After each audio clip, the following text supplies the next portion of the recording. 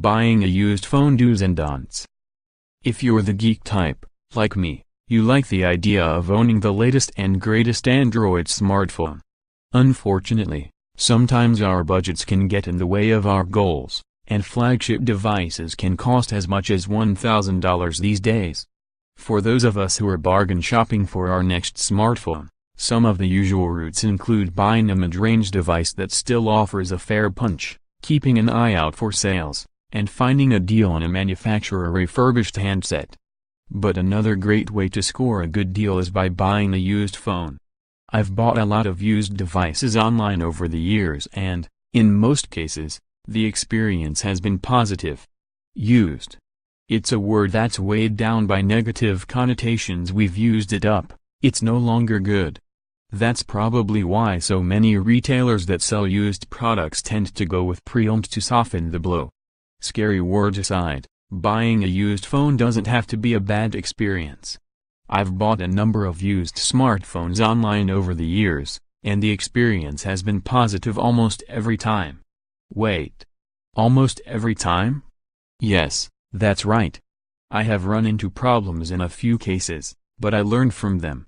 Even if you give the process of buying a used phone or tablet due diligence, things can still go wrong, but there are many steps you can take to lower the likelihood of an incident, and a backup plan never hurts in the event you do run into trouble. The tips below should help you through the process of getting a solid used smartphone, and while written primarily with phones in mind, most steps should also apply to tablets. Without further ado, let's jump right in. You need to know what you need before you start shopping. This doesn't necessarily mean you need to have an exact model picked out, though. Start by deciding the minimum specs you are looking for and the Android version you're willing to live with. Also think about what screen size will suit your needs, and how much you can afford to spend.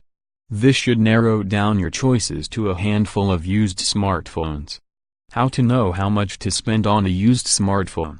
Research. How do you know how much you should pay when buying a used phone? Research. Visit Swappa, eBay, Craigslist, Amazon and other similar websites to compare prices. Pay careful attention to the condition, not the median price. That scratched-up Galaxy S7 Edge on sale for $200 on eBay shouldn't be compared to the mint-condition Galaxy S7 Edge on Swappa that costs $350. Compare mints to mints, goods to goods, etc. Figure out what makes a phone mint, good, okay, or poor and decide on a minimum quality you'll be happy with. From there, you can quickly figure out a fair price. Also, make sure the phones you're comparing are either locked to the same network or unlocked, depending on what you are looking for. Want to save some money? Time your buys with the release of the new iteration of the device you're interested in. If your heart desires a used Galaxy S8, wait until the Galaxy S9 has been announced, or better yet, until it's been on retail shelves for a few weeks. Have a good handle on what you are looking for and how much you want to spend? Now it's time to figure where to buy your used device. There are many options available, but I'll focus on those I can vouch for. Swappa is my absolute favorite place to go when looking for a used smartphone, or offloading the one I no longer want. What makes the site so compelling? It's easy, there's less BS to deal with, and as long as you are careful you likely won't get screwed over. Swappa requires people to verify that the phone they are trying to sell is in their possession. They have to put a piece of paper with an identification number next to the device when taking pictures. Swappa also works with PayPal, so you could ask for a refund if you do end up with a phone that doesn't meet its description. However, this takes time. I once had to wait for more than a month to get my money back. Things to consider. Decanter: I've only bought 3 phones from eBay so far. I use the website as an alternative if I can't find what I'm looking for on Swappa or elsewhere. That said, eBay can actually be a great place to get a used handset, as it tends to have some of the cheapest pricing around. Like Swappa, there's PayPal protection that can help you get your money back if you get scammed. Buying a used phone on eBay is also pretty easy, as long as you do some research on the phones and seller before you commit. Things to consider. Make use of: I've only dealt with Craigslist once so far, It went well, but I'm still leery about using it for mobile devices. The reason is that you have to make a judgment call on the person's listing quality. And if you meet, you have to quickly do your best to judge the phone and the person selling it. Shady people tend to sell shady things. Things to consider. Genders: ask your friends and family if they have or know anyone that has an older phone they'd be willing to part with for cheap. Call a few people or spread the word you're looking for a used smartphone on Facebook and other social networks. Oftentimes, these types of deals can give you the lowest pricing out of any of the other options mentioned. Things to consider. ComLab India: meeting the seller in person is a great option that gives you the chance to look at the phone before you buy it, instead of relying on pictures.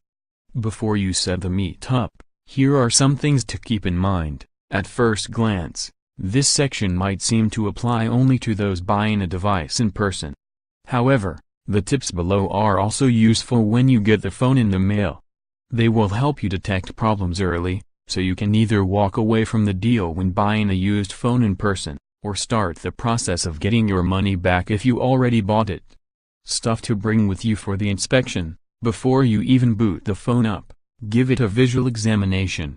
Start with the screen by checking if it's scratched. If the phone has physical keys, test them to see if they are in good condition. Also check if the front camera is cracked or damaged in any way. Next, move to the sides and check for scratches and dents. Test the buttons to see how well they click and press.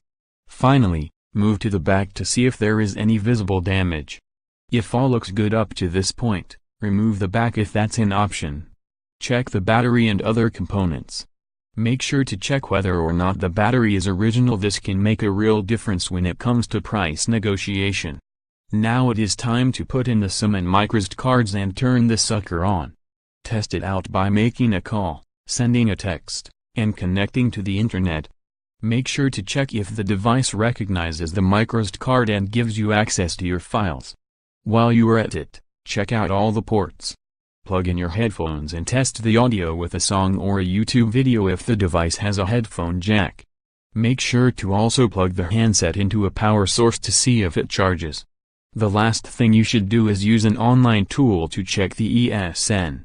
Swappa has a good one, which is free and can be used even if you're not thinking of buying a device on its website. Forbes India: before you